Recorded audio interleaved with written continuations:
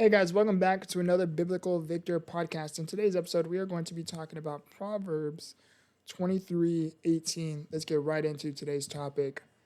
And let's get our co-host really quick. Hi ChatGPT, I want you to be my co-host within today's episode. Within today's episode, we are going to be talking about Proverbs 23:18. Your future is bright with hope, and nothing can take it away. Trust in God's plan for you. That sounds like a wonderful topic. Proverbs 23:18 definitely brings a lot of hope and positivity. I'm excited to dive into it with you. Let me know how you'd like to start or if you have any specific points in mind. So it says Proverbs 23:18 states, "For surely there is a future, and your hope will not be cut off." This verse serves as a reminder that there is an ultimate reward and a secure future for those who live according to God's wisdom, and their hopes will not be disappointed. It encourages righteousness by contrasting the secure hope of the faithful with the precarious future of the wicked. So, ChatGPT, can you dissect this and break this down for myself and the audience listening? Absolutely. So this verse essentially emphasizes that for those who follow God's wisdom and live righteously, there's a guaranteed future filled with hope. It reassures us that no matter the challenges we face, our hope is secure and won't be taken away. In contrast, it hints that those who don't live by these principles might face an uncertain future. It's a beautiful reminder to trust in that divine plan and live with integrity. And it says, assurance of a future. The verse provides assurance that there is an end and a future outcome to one's life and actions. And it says, unending hope. It offers the promise that the hope of those who are righteous will not be cut short or fail.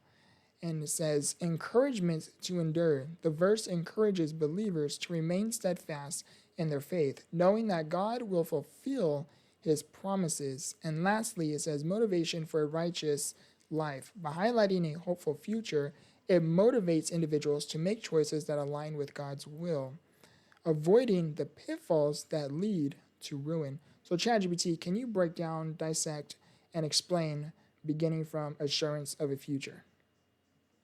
Absolutely. So starting with the assurance of a future, this part of the verse is really about giving us confidence that our lives and our actions have meaning and that there's a purposeful end to the journey. It's a comforting reminder that life isn't just random. There's a divine plan and a future waiting for us. Moving on to unending hope. This means that the hope we have as believers is not just a fleeting feeling. It's a lasting assurance that it will be fulfilled. It's like having a guarantee that what we hope for is secure. The encouragement to endure is really about persistence. Life can be tough, but this verse tells us that if we stay strong in our faith, we can trust that God will keep his promises and we won't be let down. Finally, the motivation for our righteous life is all about inspiring us to make good choices, knowing that our future is secure and our hope is unwavering. We're likely to live in a way that aligns with those values and avoid the pitfalls that could lead us astray. Definitely. So my takeaway from this is I'm gonna tell you a quick little story of mine. So I was on a psychiatric hold in January 2020. It was a very ugly experience and season I was navigating through within that time frame. And what I learned reflecting back in the moment, obviously I didn't understand then, but over time I began to develop a spiritual vocation because of that life experience and a connection with the Most High. And how this verse relates to me, or relates to the story, is assurance of a future. The verse provides assurance that there is an end and a future outcome to one's life and actions.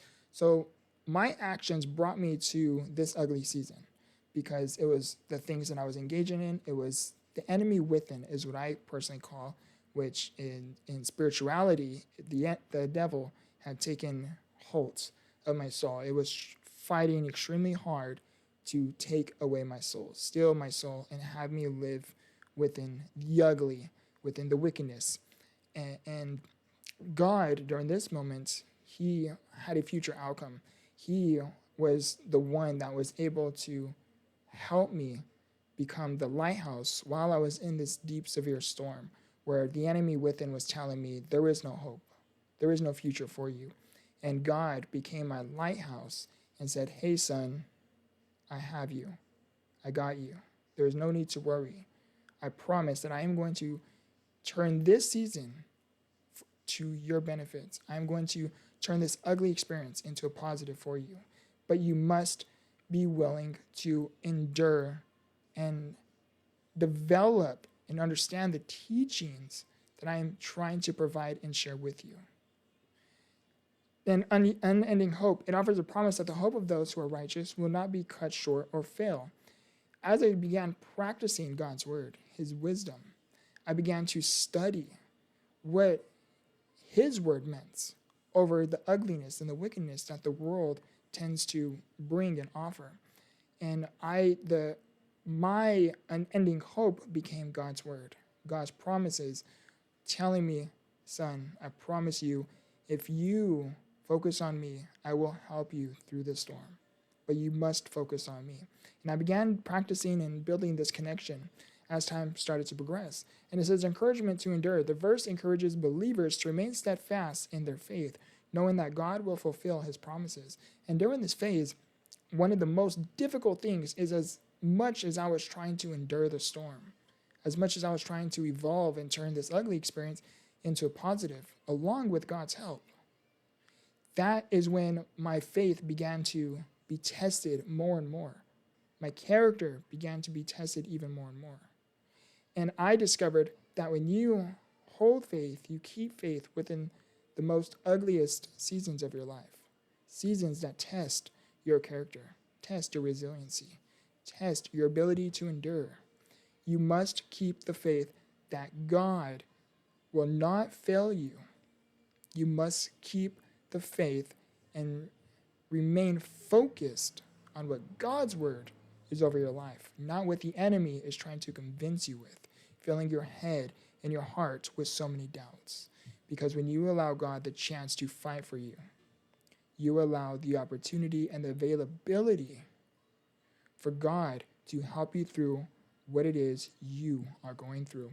And lastly, it says motivation for a righteous life. By highlighting a hopeful future, it motivates individuals to make choices that align with God's will, avoiding the pitfalls that lead to ruin. So God gave me a spiritual vocation. He gave me a calling during the season I was going through. And again, in the moment, I didn't understand.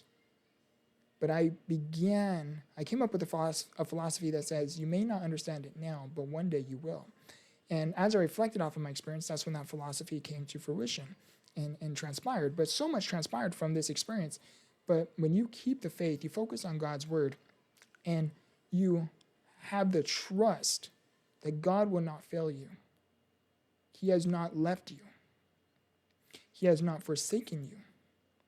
You begin to understand that God is utilizing the life experiences, the ugly seasons within your life, the storms of life, to your benefits.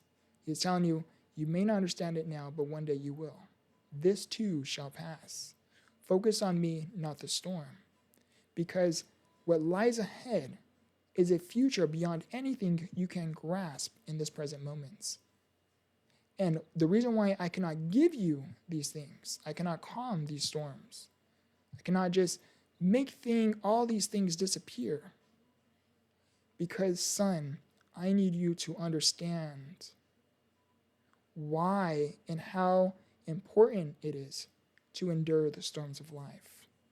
I need you to believe in my teachings, because there are going to be many more seasons later within your life that you too are going to have the tools, the wisdom, the strength, resiliency to endure those seasons that lie ahead.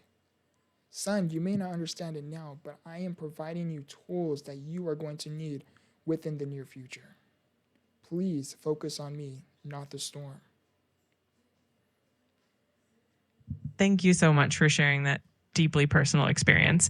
It's incredible how those challenging moments can ultimately lead to profound growth and a stronger connection with faith.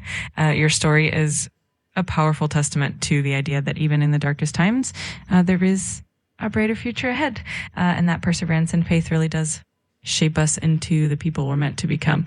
I'm sure your insights will be incredibly inspiring for your audience as well. But I hope you guys enjoyed today's episode. As I'm creating these episodes, I'm learning and discovering so much more about myself and my communication and how to incorporate my story and life experiences to ultimately provide the best value to and for you guys.